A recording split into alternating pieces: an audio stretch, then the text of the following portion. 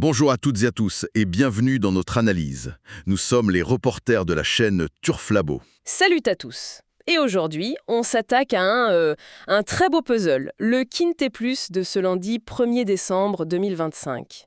Ah oui, le prix des Alpes sur l'hippodrome de Vincennes. Exactement.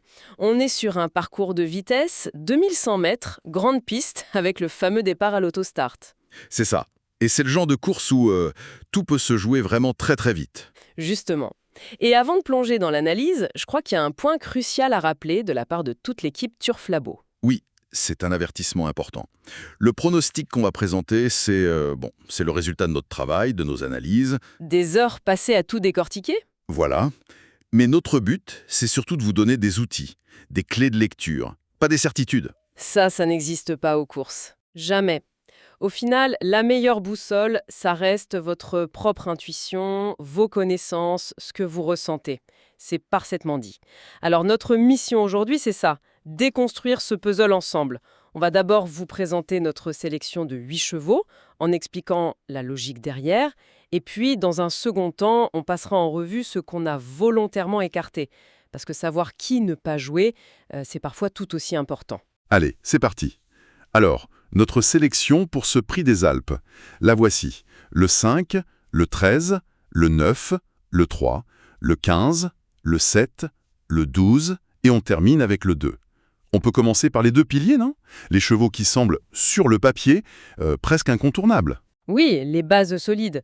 Et là, on pense bien sûr au numéro 5, Youpi Tolléville. Quand on regarde sa musique, c'est impressionnant de régularité. Son entourage dit de lui qu'il est irréprochable. Pour moi, c'est la base absolue de cette course. C'est plus que de la régularité, c'est une machine.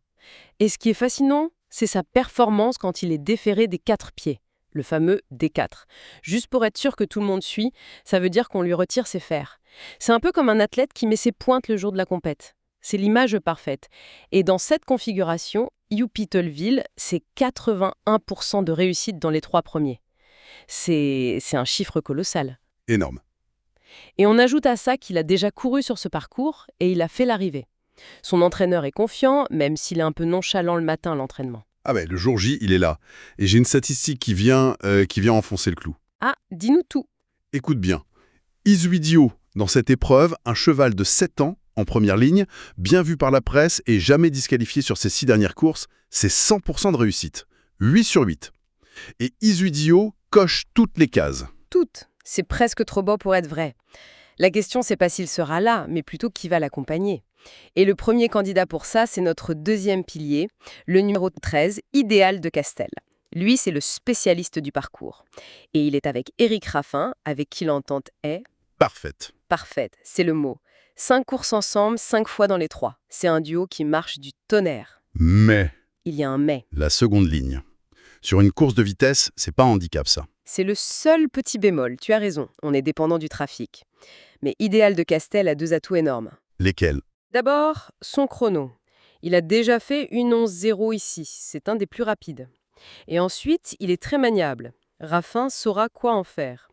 L'entourage dit qu'il devrait disputer la victoire. Ok, donc on a nos 2 piliers, le 5 et le 13. Maintenant, cherchons un peu de valeur. J'ai vu 2 profils intéressants. Une jument qui change de discipline et un cheval en plein retour en forme. On commence par la jument, le numéro 9, Imelda. Elle vient du trot monté, c'est très intriguant. Intriguant, oui, mais ça prouve une chose. La forme. Exactement. Le moteur tourne à plein régime. Le vrai défi, par contre, c'est son numéro. Le 9. Tout à l'extérieur. C'est le grand piège de Vincennes. Explique-nous pourquoi. On pourrait penser qu'il est tranquille, loin du peloton. Mais le premier virage arrive si vite. Soit il fait un sprint énorme pour se rabattre et il le paie à la fin. Soit il reste le nez au vent et il se fatigue beaucoup plus. Voilà, c'est une position très compliquée. Alors pourquoi on le garde si haut dans le prono? 2 raisons. La première, Ilio son hot driver, Alexandre Abrivard. C'est un artiste pour gérer ça. La deuxième, c'est son entraîneur, Pierre Levesque, qui la juge compétitive pour les places. Il ne la présenterait pas ici sinon. C'est un pari sur le talon. J'aime bien. Et l'autre profil valeur. Le numéro 3, Indocile, lui c'est la forme ascendante. Sa dernière course était vraiment bonne. Il a montré qu'il revenait à son meilleur niveau. C'est ça. Et là, l'engagement est excellent, il a un super numéro 3 et il sera de nouveau déféré des 4, configuration où il a 74% de réussite. L'entourage dit que tout se présente bien, c'est une base solide pour les places. Parfait, on a nos bases, on a nos paris. Maintenant, passons aux wildcards, ces chevaux capables d'un coup d'éclat. Et je pense au numéro 15, Hermès de Guèze. Ah, là c'est son entraîneur Nicolas Bazir qui nous a convaincus. Il dit de son cheval qu'il est super actuellement. Et il a raison, il vient de pulvériser son record sur ce parcours en 1:11:1. Le cheval est en feu. Pour lui, le départ à l'autostart, c'est une bénédiction.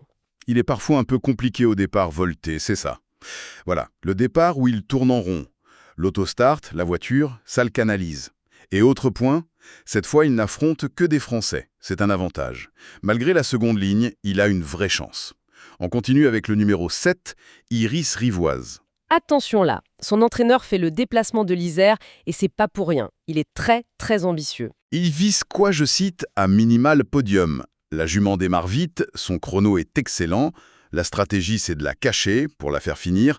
Si David Thomin lui donne le bon parcours, elle peut en surprendre plus d'un. C'est le profil de l'outsider parfait.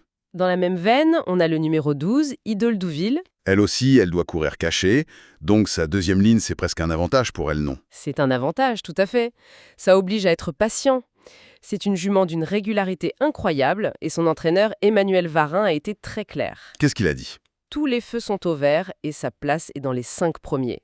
C'est rare d'entendre des propos aussi directs. Ok, ça a le mérite d'être clair. Et on finit notre sélection avec le numéro 2, Héros de Choiseul. Il vient de gagner avec la manière. Mais c'était impressionnant. Son entraîneur est un peu plus mesuré, il aurait préféré plus long. Mais le cheval est en pleine forme et, détail clé, il est de nouveau déféré des 4. C'est un signal fort. Et là aussi, j'ai une petite statistique. Encore une. Le cheval, qui a gagné la course la plus riche lors de sa dernière sortie, c'est 74% de réussite dans ce prix des Alpes.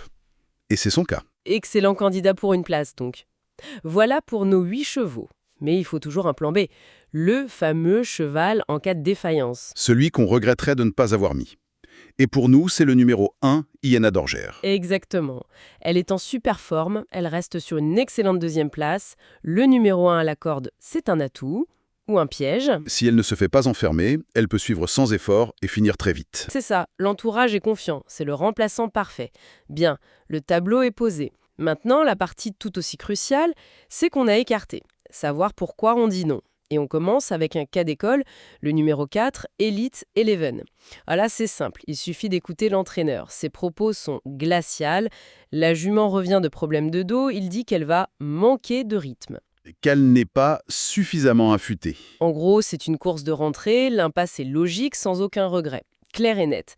Casse humain, le numéro 6, Albloc Metz. C'est un bon cheval pourtant. C'est un bon cheval, mais on le trouve un ton en dessous des meilleurs 7 ans sur cette distance. Il préfère plus long et son numéro 6 à l'extérieur peut lui coûter cher. C'est un bon outsider pour pimenter les rapports, mais un peu risqué. Voilà, le risque nous semble trop grand pour une sélection de base. Continuons le numéro 8, Idéal de Rivray. Là encore, l'entraîneur n'est pas très chaud. Pas chaud du tout. Il se dit, dans le doute, il n'est pas convaincu par les dernières courses.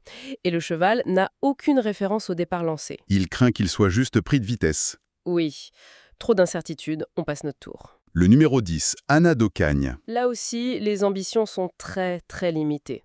L'entraîneur vise une 5e place au mieux et dit qu'il la court pour la préparer pour Cagnes-sur-Mer. En gros, c'est un entraînement. Un galop d'entraînement amélioré. C'est insuffisant dans ce lot. Le 11, Ikita de la Vallée.